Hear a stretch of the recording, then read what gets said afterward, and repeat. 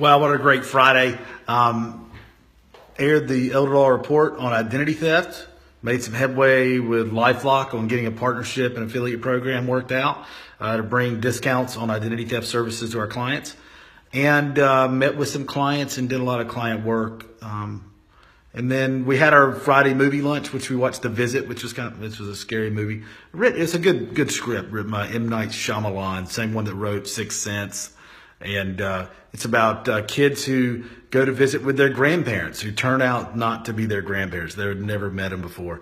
And Diane Thacker said in my office really wanted to watch that one, and I did too. And we had a couple of staff members that were kind of scared to watch that. They didn't like scary movies, but it was a good experience for everybody, I think. And then and a great day. And then got to get run in the morning with my wife. CrossFit workout in the afternoon, and then move on to a nice dinner at Joe's place where they have a fish tank and aquarium, and that's why my kids like to go there, because they like to explore the fish. So my daughter Maddie, took pictures of the fish, which I've included in the Real Deal. So it's a good Friday. And just to keep it real, it's not all roses because it's real life. Man, I got a call from the principal of one of my daughter's schools yesterday, and she's just been having a tough year.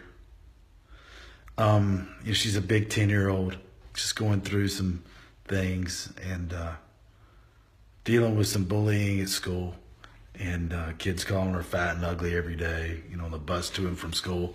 And it's just really, really wearing on her over time, I think. And I don't want her to take that and not say anything back. And she's kind of, cursed if she does and cursed if she doesn't, say anything back and take care of herself. And at this point, she's, just rolling into some problems and issues at school where she's under a microscope. It's not good for her. And I feel like, I really, really want school to be a place of inclusion where we build people up and don't single them out and tear them down. Man, just gotta love your kids. And it's hard for me to disconnect as a father and just be objective because I love her so much. And I want to build her up. And I tell her, every day when she gets home from school after enduring all this stuff, that look, you're valuable, you're awesome, and she's crying. I have to get her settled down because she's endured this, just this barrage all day. And, and there's some things I'm not happy about, but I'm a big boy. We'll take care of them with the school and with everything else and just get her through what needs to happen. But got to get her calmed down in the afternoons. Steph will drop her off at my office a lot, and we'll go, I'll let her use one of the offices to do her homework and get her settled down and get her started. And then she'll knock out her homework early, which makes her happy. And she's always, after she gets settled down and gets headed in the right direction, she's very happy that she's gotten her homework done for the day early, and then she can go home and play with her sisters and brothers and have dinner and hang out with the family. So, it's not always roses. I did commit that this was going to be the real deal every day of my life for 2018, and that I was going to share some good and some bad. So, and this is bad in one way, but it's good in another. Some of it's not that big of a deal. It's just raising kids. I mean, I'm sure that there'll be bigger fish to fry or bigger problems to deal with raising kids. I just don't always know the answers. And I think the answer is just not to overreact or make things out to be too big of a deal and blow them out of proportion, and to, I guess, try our best to love our kids and show them love and convince others around us who maybe don't have that mentality to do that as well, and to invest in kids and build them up and not tear them down and get involved that way. So anyway, that's something that I dealt with today that was absolutely not the highlight of my day, but that when I saw my daughter after school, it was actually after work. So all my daughters, just business as usual, love and let's go out and eat dinner as a family, and then Steph and I, would talk to her. We talked to her when we got home alone, and just try to help them, especially the ones that need attention, more attention than others. Just help them through any issues they're dealing with. But I'll tell you what, it's hard as a parent to sit on the sidelines and know that your kid's being torn down on a daily basis, and want to help and feel like, not getting a lot of help from the school. But anyway, I know there's probably a lot of people out there who can identify with that. And, if you want to private message me or let me know what your ordeal was or how maybe I should handle it, let me know. I'm always going to try to keep it positive and deal with things in a very positive way. But have a great weekend. Peace. I thought I would roll that into my philosophy on people and business in general, because it's totally relative. I love business. I love running a business. I love entrepreneurship. I love the law. I love my family. There's the three big things that I have in my life. And one of the things I wanted to do with the Real Deal, because I'd done other business podcasts and videos and writing and books and things outside of my legal practice. And I wanted to try to bring those all together with the Real Deals this year.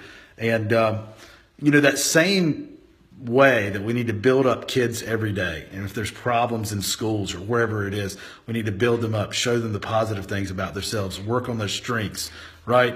We can work on their weaknesses and try to fix those, but really you want to blow out your strengths. You want to, the most successful people on planet Earth don't care that they're weak in some areas they're not naturally gifted at. They work on building up the areas where they're just so naturally gifted. So I think that everyone has strengths out there. Kids, employees, me, and everyone has weaknesses. Kids, employees, me. We have to be functional, I guess, with our weaknesses. But I think that there's really too much of a focus on well-roundedness, by the way, in today's society.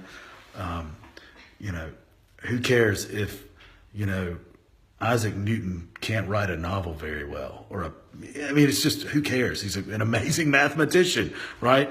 Or if Einstein, couldn't pick out his socks, it doesn't matter. He's brilliant in one area, right? And that's how you want people to be. And in our practice, one of my struggles every day is to be positive with all the employees, no matter if, I've just gotten off a crappy phone call with a principal at a school, and to come back in, exude that positivity, get my, employees, my team, because I don't like to say the word employees, because, really I work for them as much as they do for me. Get my team positive, pumped up, and really see what they want. How can I improve them? How can I cater to their strengths to put them in the right positions, seats on the bus, so to speak.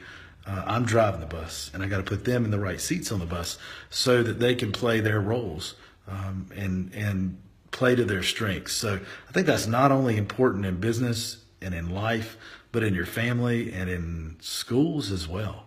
And I think there's some schools that are out there trying to build people up, and some schools that aren't.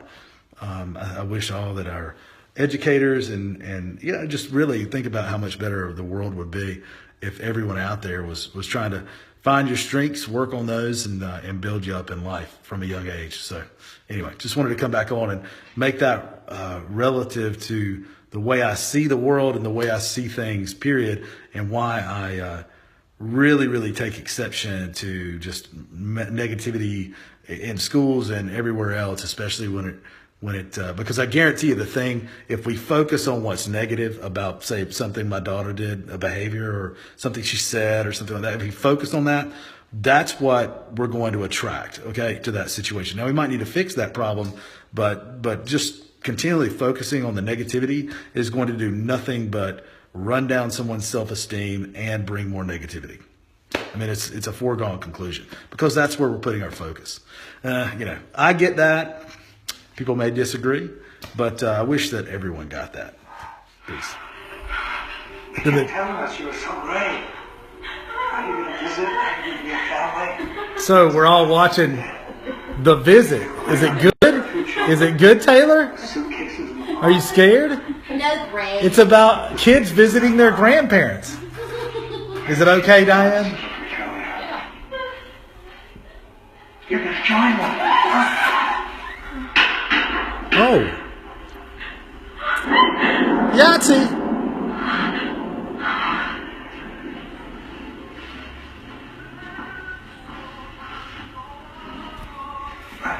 Taylor, you doing okay? Costume party. Honey. Company party.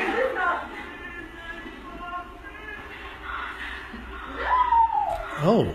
Oh, look, she looks pretty. Who looks Honey, pretty? she keeps turning that camera on. Oh no. I'd be out right then. When, yeah.